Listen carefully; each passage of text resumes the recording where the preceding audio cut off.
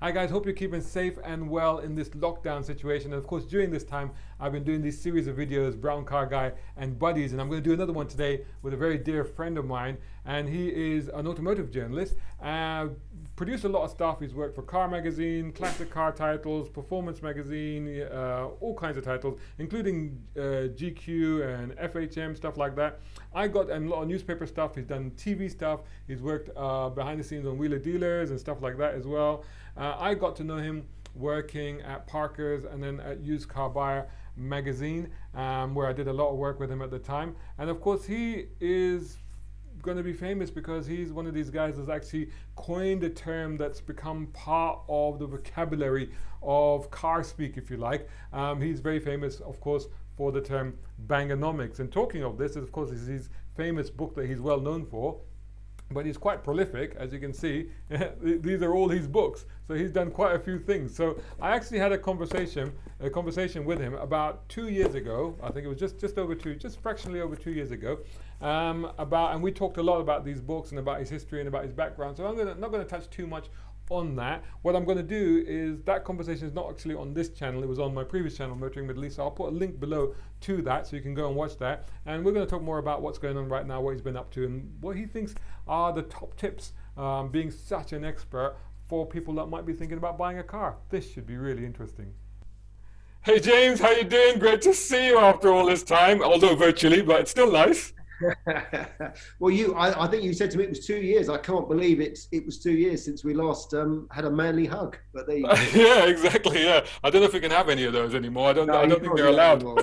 It's all banned. It's all banned. Not even a high five. It's really quite tragic, actually. But yeah, no, that was 2 years ago. That was quite brilliant. And as I mentioned in the intro, and mentioning just once again for those who are watching, I'll put the link below. It wasn't on my channel. It was on my previous channel, Motoring Middle East. But I'll put the link below so you guys can go and watch it. But yeah, that was a great. That was basically us catching up after more than a decade, wasn't it? Yeah, that's right. Yeah. And it was a very long time, and it was always very good to see you anyway, under whatever the circumstances. Yeah, but you were very different then, because you were very nice. You had this whole distinguished gentleman thing going on, and now you're in your overalls, sitting in the garage. What's going on? Well, that's the whole point. Is this how you've been keeping yourself busy during lockdown then? Well, that's the thing. You see, if you interviewed me in an office environment, I would obviously have to wear my three-piece suit. But as I'm in my garage, you can't possibly go into a garage in a three-piece suit because it could get oil on it or messy. So this is the way that whenever I come in here, I have to dress appropriately, and so that's why I'm doing it. The beard might be a teeny bit longer than last time, but no. I don't know if it's longer, but I think it's less groomed, because I think it was a bit sharper last time. All right. Well, yeah, that's right. It could be. Yeah. But no, I mean, this is the way. I mean, if ever I do YouTube videos, I'm in my garage because it's. So actually, yeah, I wanted to touch on that, because that's something that you started after the last time when we chatted. Shortly after that, you started doing these fantastic videos from your garage, and basically, this is how you look in those videos. It is very much so, yeah, because you told me to do them, so that's why I went away and did them. That's right. And some of them actually went really well. I mean, there were some really bizarre ones where I basically just sat inside a car and talked about car prices, and then all of a sudden I looked and there was, like 2,000-3,000 people had watched it. And then there's other ones which are not at all successful. So I don't really understand how the web works at all. No, you and me both, honestly. Sometimes you put like a ton of effort into something and you go, that's going to be really good. And you get like, your mum watches it, and that's it. Exactly. And then other times you just recorded something while you're walking around and it's suddenly like, 5,000 people have watched it. It's like, what happened there? It's all a bit crazy. But, I love to hear the fact that I'm continuing this tradition of inspiring you to do stuff, because one of the most amazing revelations that you made in that conversation, an admission in fact, was that your legendary comic book character Spencer Haze was modeled after me. That really made my day. There you go. I mean, not many people know that, but there you go. And it was quite a remarkable fact, given that you created it before you even met me. But anyway, I'll take that. So how have you been coping with the lockdown then? What you've been up to? Well, actually, I'm extremely lucky. We have a family business, which means actually we have continued working. It still works through whatever's going on. and actually have to go out every single day. The larger we have couriers come and pick the big stuff up, but still have to go out every single day to go to the post office or go to the parcel shop. So actually for us, it's been identical to normal life. It may mean that maybe I lead a very boring life. It sounds like business is normal at your place then. It's extremely normal, absolutely. Right. Yeah, the only thing is my daughter is at home the whole time, and I don't think she's at all pleased about that because we ask her to do things. So she drags herself away from cleaning her golf to pack some stuff and answer phones and stuff like that.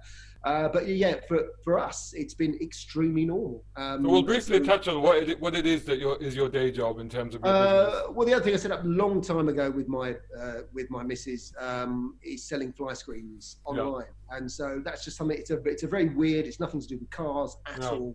But especially at the moment, you do say a prayer every morning because I've got money coming in, because money coming in from writing about cars is, as you know, it's extremely difficult. The whole business model for websites and magazines and everything has changed overnight, and that's for the very, very biggest as well. So I mean, it's going to be interesting to see, how we emerge from this. Who's left standing, what is the nature of the media that we consume. As we touched upon just before we came into this discussion, we were talking about how, celebrities have basically, they're basically at our level. They're doing this now. They're using they're using the same technology that we're using right now to basically do communication. Television has become YouTube, and YouTube has become television. It's quite crazy. And it'll be interesting to see. The other day, just out of curiosity, I was looking up sales circulation figures for car magazines. And you remember back in the heyday when we were working together on Used Car Buyer magazine, and if you fell below 40,000 circulation, you were unviable. That would be like, that's it, close it. And now the vast majority of the UK car magazines are below 40,000.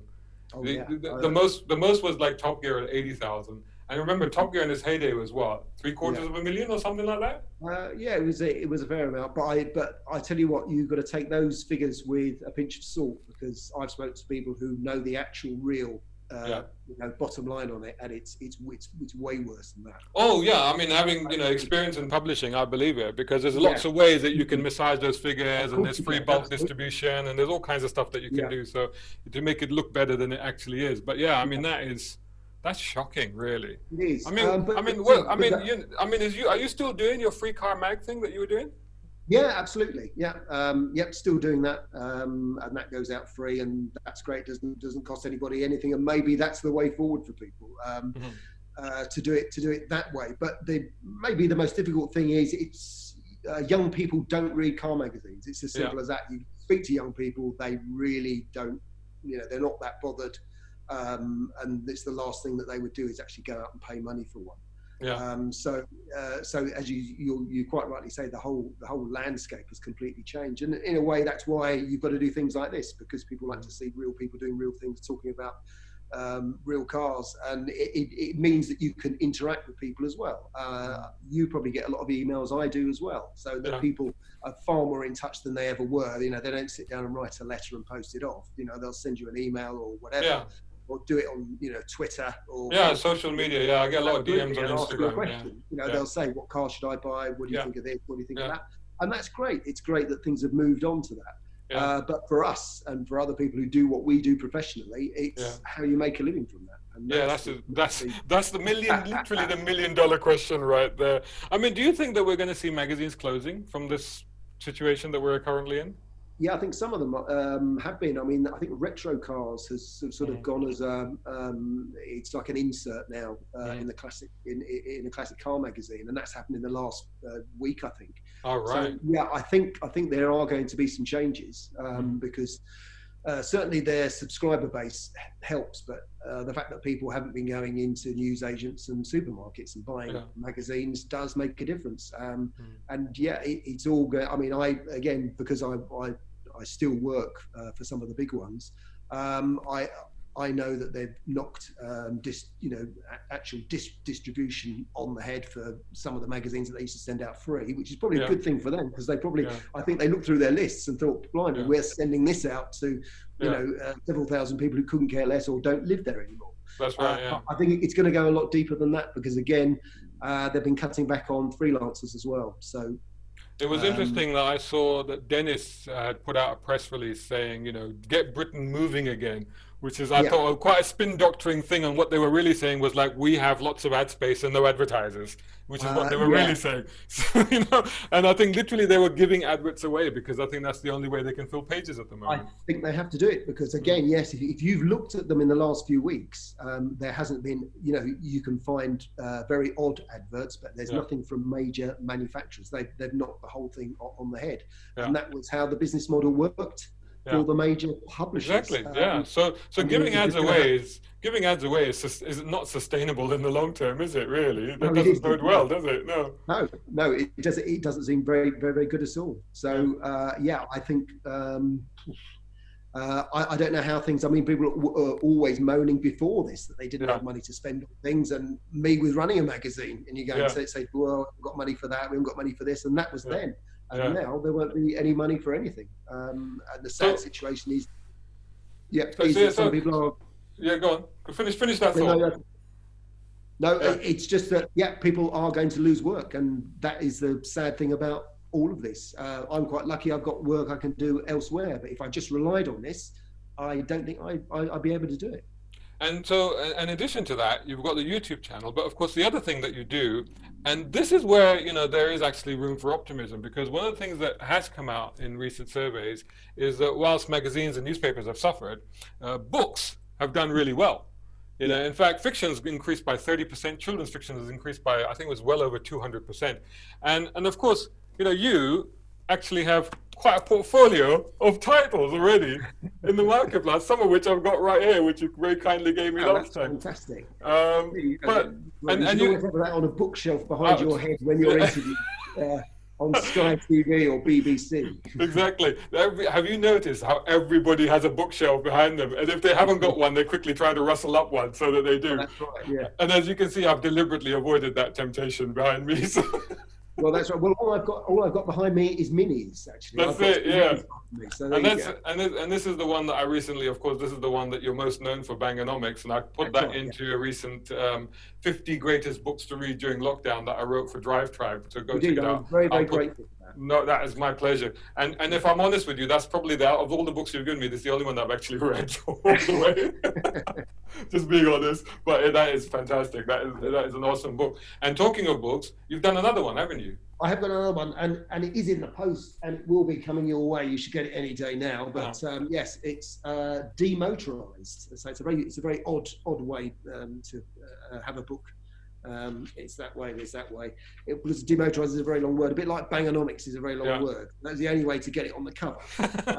But it features a picture of a car I took, 20 odd years ago, up on bricks, and that seemed to sum it up. Just hold it up a little bit, because we couldn't see that clearly. Yeah, there you go. Yeah, that's better. Yeah. Cool. Demotorized. Yeah. So, and the reason for that, I had no intention at all of writing that book. It wasn't even in my head. I've always got, sort of several books. I think, I'm a few books ahead.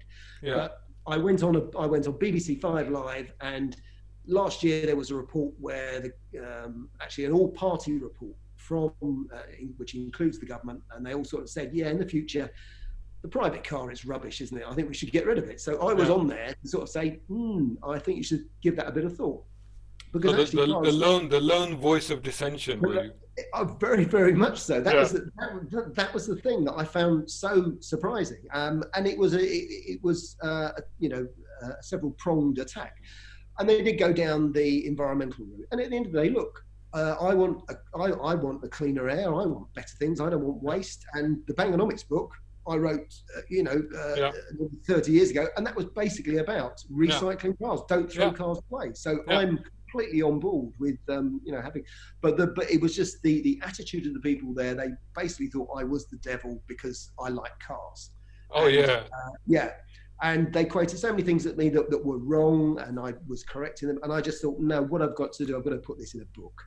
So even if nobody buys it, if it's just me who reads it, I just have to put the record straight for me.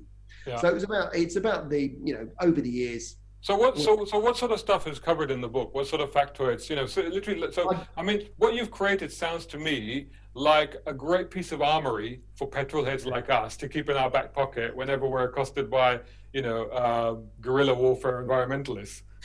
I hope so. Yeah. I mean, I didn't go too deeply into it because when you get into the science of climate change and all that stuff, you can get bogged down and lost. Yeah. So you've got to be quite particular about where you go with it, and you've got to stick to cars. And again, that was the reason for covering this, because I just thought, yeah, I could just go, yeah, climate change is rubbish, but you know, I'm not going to get anywhere, and people go, oh, you're not a scientist and all that sort of stuff. But I just knew, as a whole, you know, drivers pay tax. Governments love that because, you know, we're a taxable unit. So that's how they've regarded us for the last, whatever, you know, 20, 30 years. What a great place, and we can, you know, raise taxes and the whole time, and drivers will pay it because drivers want to get places. But cars are fantastic things, as you know. I mean, they are a force for good. You know, they've made all of our lives better all over the world. You know, they are remarkable things. And, you know, being stuffed onto a bus. And again, what's happening at the moment, the last place a lot of people want to be is on a bus. You know, they want to be in their own. Well, this is the thing, isn't it? Because hasn't this now, it's kind of all flipped around a little bit, isn't it? You know, and there was some stats I was reading. I actually wrote a piece yesterday, and it was about the fact that how the new car sales have crashed. But also in there were figures about the fact that, what was it, 48%, I think, of people don't want to use public transport anymore. And there was, I think, 50-something% of teenagers are now considering, you know, using cars, whereas before they didn't. So, I mean, it's a big sea change in a sense, isn't it? And I know that it's because of the current situation where people obviously are discouraged from, you know, getting into, you know, I mean, airplanes are out of the question right now, but getting even into a bus where you know that you're close proximity to other people, getting on a tube train, the same scenario. And it's discouraged a lot of people, but is this sentiment that exists now about, well, let's go back to cars, or let's have another look at cars, do you think that's going to carry on after this whole situation ends? Well, I don't know. I mean, I think it's also being flipped into everyone saying, right, no one's driving, look, the air's cleaner, and you know, we can all adjust to this, and we can all work from home, and that's great. And we can all work from home, that's fantastic. But I think it will be used against us as drivers, even though, as you say, the evidence seems to be overwhelming now that actually cars are great. But also when it comes to buses and stuff like that, there are people, and that includes me, who live in somewhere where there's no such thing as a bus. If you don't have a car, you basically can't live. You can't go to work. You can't socialise, and your life is over. And that certainly applies to younger people. And I think whenever they did surveys, they must have just done it in London, because you don't need a car in London because no, absolutely, there's loads of transport options. But young people where I live, they have to have a car. They wouldn't be able to get educated. They wouldn't get a job, and they wouldn't meet each other. So cars again, you know, are, you know, something that people actually can't do without, because there isn't no one's come up with an effective replacement. I mean, people keep going back to trains. I mean, that's a few hundred. That's a very old technology now, you know, and it seems quite weird that people are still going on about trains, because, as you and I know, when we were young, people said you're going to be in your own little pod flying around. Exactly. Where's my hover car? I'm still waiting for the Jetsons. I really am, you know. Exactly. That's right. Yeah, we all thought we would have a hover car by this time at least. Exactly. And we haven't got it. And holidays on the moon, it just hasn't happened. You know, honestly, Space 1999. What happened? You know, we're in 2020 now. But that's the thing, and you know, and I think that the other problem now. I mean, again, living in London, I'm very good about it. I use public transport as much as I can. But honestly, like right now, you have to really think about it, you know. However, with the air is cleaner, the pollution is better. People are talking about being able to see in London, being able to see satellites. I mean, I can't. I mean, I haven't seen them, but apparently some people have. I'm like, wow, that's extraordinary, and so it is better. And you know, there is that whole argument about the environment, and you know, the fact that we now have less traffic, and that is, and you can smell and feel and taste the difference just from that. So maybe this is a better route to go. But the car has been demonized, like you say, for a long time. And I did a piece recently where, you know, if you look at I think it was the 11 biggest super tankers in the world, just the 11 biggest, and there are actually over 1,000 of these. But if you take the 11 biggest, they alone produce more pollution than the entire global car park. The entire global car park. So it's just like, well, I mean, hang on, there are other things that have made a difference. So as we've now seen, this is evidence that it's not just because of lower traffic, it's because of lower air traffic and less shipping that we've had this environmental break, really. The break for the environment, Yeah, that's right. I mean, that has always been the elephant in the room that no one has ever sort of identified at all. But yes, I just think, I mean, it's things like parking as well, and it is like road restrictions. So if you keep people going at 9 miles an hour, you get more pollution. It's as simple as that. Whereas if things move freely, there isn't as much pollution. So it's really basic stuff like that. It's, you know, it's chopping up the road space. And again, yes, when I go to London, which is not very often now, it's completely blocked. But then actually, when I used to drive into the West End, and this is many years ago, 30, if you weren't over the Bow flyover by 7:15 in the morning, then you'd never get to the West End by 9 o'clock. So I don't think things have changed. And if you look at old film of Victorian London as well, you know, it's completely blocked with horses and carts. It's you know, it's gridlock with horses and carts. So we've always had some sort of gridlock. So in a way, there is nothing new about it. But as I say, it's just that cars are taxable. So that people that own them are happy to pay up for stuff. So governments have identified it as, that's a really easy place to get money. And again, they've got to think it through, because again, if we go down the electric route, where are they going to get the taxation from? And they, and this is it. And it's taxation, but it's also what it's worth to the economy. I mean, again, looking at these figures, what were they saying? I think it was something like 8 billion that they may. Hang on, it was the SMMT figures that came out yesterday. I'm just looking for them, and I think they said it was something like. So they're estimating 1.68 million sales for this year, which is the lowest number since 1992. Last year we had 2.31 million, and they're estimating a several billion loss because of, I'll find the figure in a minute, but they're estimating a huge loss because of the industry that we have. And I think that's the other thing to consider, that it's not just about individuals and freedom and car and pollution, but it's also the fact that there's a lot of jobs and a lot of industry involved in this. Absolutely, yeah. I don't think people, again, have thought it through at all, is that, yes, it's an extremely large industry and it affects people in lots and lots of ways, and we're not going to find out what the effects are for a few months yet, but it's, you know, it's going to be fairly devastating and very sad for some people. But I know that a lot of people are thinking, because I get a lot of emails now from people saying, I need to get out of my PCP. I mean, some of the amounts people are paying each month is phenomenal. I mean, some chap said to me, well, it's, you know, it's like nearly £800 for an Audi. He said, well, I do get, you know, some offset because it's a company car, but on the whole, you think that amount going out each month is a phenomenal amount. So people have to change the way that they do things. So coming to more practical things then, I mean, again, car sales have plummeted in April, 97.3%. I mean, that's just incredible. Only 4,321 cars were sold. So people are now thinking about, and they say, well, Auto Trader are claiming that there is a huge amount of people thinking about buying cars as soon as the lockdown lifts. Car Gurus, I think, put out a press release saying the same thing. So people that are at the moment thinking about buying a car, is now the time? Should they wait? Are dealers desperate? I mean, you know, putting your used car buyer hat on or your car dealer hat on, you know, which of course was, you know, you were in that industry. What are dealers feeling right now? Are they like, God, I just got to sell anything, or are they just going to wait and ride it out? Well, I know some that have actually gone out and actively bought very cheap cars, because what they see is there is going to be a spike in people either getting rid of their company cars and thinking, there's no way I'm paying that each month again. I'm just going to simplify my life. Because again, a lot of people have spent time at home and worked out that their particular job, and this isn't for everybody's job, they can do at home. So why do I need, you know, a brand new car? And maybe some people have seen through the whole thing, you know, and seen the PCP merry-go-round for what it is, in that, you know, it's just money constantly going out. So yes, I think, you know, car dealers are going to close. I think car dealers will have to get smaller.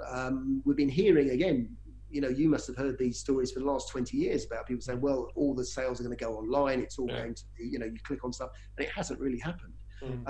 But the amount of money spent on a car dealership is quite incredible. And that is going to have to end, because I think someone's going to say, you know how much money we're spending on that. So I would have thought that there is going to be some sort of change in the way cars are serviced, because they can be picked up and dropped off. You just don't need all of the pot plants, really. And plate glass. I think a lot of people are going to see that has been a waste of time and money. So it sounds to me like you're saying at the moment that the new car dealership and network is really going to be suffering. But the used car dealers have got an opportunity here. It sounds like. They have. Yeah, absolutely. The used car dealers are always there. They usually react much faster than anybody else because they know exactly what's going on, and they just see that people are going to downsize and change. So I have a friend at the moment, and this is not the downsizing. This is the other end of the spectrum. And he's had his eye on a 911 997 for a while now. And the price. So it's at a dealer, and it's been fluctuating between, I think, what was he saying, 52 to 54,000 pounds, something like that. Yeah. And I said to him the other day, I said, right now, because of the current situation, make him an offer, because he may be somebody that's in a desperate cash flow situation, and if somebody turns up and says, well, I'll have that car, even if it's for 7-8 grand less than what you wanted, but do you think he would bite? Yeah, absolutely. Oddly enough, I was speaking to someone else the other day. They were sort of saying, yeah, it is all relative money, but it was Ferrari 355s, which were about 70,000.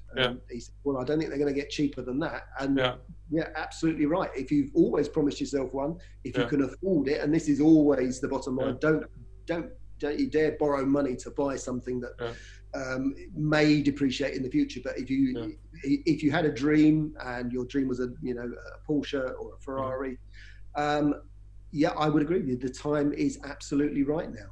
In that some people have been financing these cars, have more cars than they can manage at the moment, and there are going to be some fantastic bargains around. So so do you think that more of these are going to come onto the market though after this, and people are going to be like you said, people are going to get rid of their company cars, and the cars are going to go back into the used network? So are we going to be flooded with high-end luxury executive and maybe sports cars?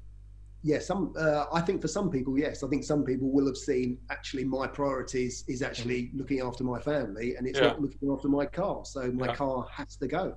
It depends how little they are prepared to let it go for, whether they own the car outright. And again, a lot of people with flash cars, as you know, don't actually own them. But yeah, I think the classic car market will actually sort of take some readjustment, and there's certainly a lot of signs of that at the moment. Yes, cars are going to become a lot more affordable because they did go to silly money, and that always happens, and this sort of happens every 20-25 years. So how do you think this is going to shake out for new car dealers now? I mean, are we, because they're all, I mean, at the moment we're sitting here, I mean, if you look at, for example, the news service that we all use as car journalists, which is Newspress, I mean, it's, it's pretty much tumbleweed. Let's be honest, there's not a lot going on in the industry right now. No car launches, no new product launches, nothing going on. And I guess they're all sitting there with bated breath, waiting for this to happen and hoping, we're going to hit the ground running and all this stuff is going to happen. But it sounds to me like, from what you're saying, that actually, as far as the new car market is concerned, it's going to be a really tough time. Well, that's right. Well, when you hear things from Volkswagen that they're sort of tentatively doing this, and they've issued a lot of statements sort of saying, yeah, we're sort of easing our way back into this, and things won't be the same. And they're the largest car manufacturer in the world. So if they are sort of issuing what are effectively profit warnings, although apparently they will still make a profit this year, whatever happens, then the whole industry is in trouble. And I think much closer to home, we're going to have to look at things like Land Rover and Jaguar. I don't know whether that is very sustainable because because their sales aren't great. So they might be taken over. I mean, there's been talk that BMW and Mercedes might merge, and if they do, then they could buy Land Rover for peanuts, I would presume. Shock horror, the thought of BMW and Mercedes merging, honestly, because as a car guy, you're either a BMW guy or a Mercedes guy. That's right. I mean, they can't be the same. That would be staggering if something like that happened. That would be absolutely staggering. It's not hard to see JLR switch out from Tata into somebody else. That could happen.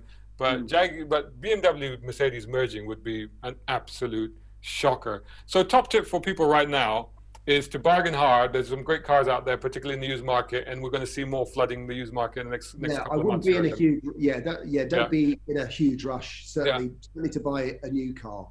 Really. I think there is some supply issues with certain manufacturers because they haven't been making cars, and there's an argument that prices may stay very, very firm. But I don't think that's really going to happen in the longer term. I think this is such a a shake-up. Is that people are going to change what they do, and we're going to see, sadly, a lot of people lose jobs, and a lot of people just think, having the latest car is not the most important thing in the world. But trying to spin an optimistic note on that, but having a car is going to be a good thing. So hopefully there'll be more interest in cars, and so switching out from all this cataclysmic event talk anyway, and coming back to you, and you said earlier that you were sitting in a garage full of minis, and that thing behind you doesn't look like a mini. Although I think I know what that is, but tell me what that is. Well, what this is, about a year ago, last year was actually the 60th birthday of the Mini, and I just thought, I should do something interesting, and I was going to drive around Europe or do something. But I've always had a soft spot for the Innocenti Mini. Which that's the one. That's the one. So just quickly in a snapshot, tell our viewers, what is an Innocenti Mini? The Innocenti Mini it's basically an Italian design. It's a design by Bertoni, and underneath it's a Mini we all know and love. So it's all the running gear and all the oil leaks from a little Mini, and on top of a very stylish hatchback body.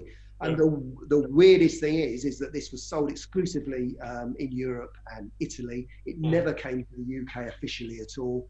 And if BL had been, British Leyland as they were, had been, maybe a bit sharper, and they never were, they could have stolen a march on so many people with actually having a hatchback, a proper Mini hatchback, way before all the other manufacturers. So where did you get yours from then?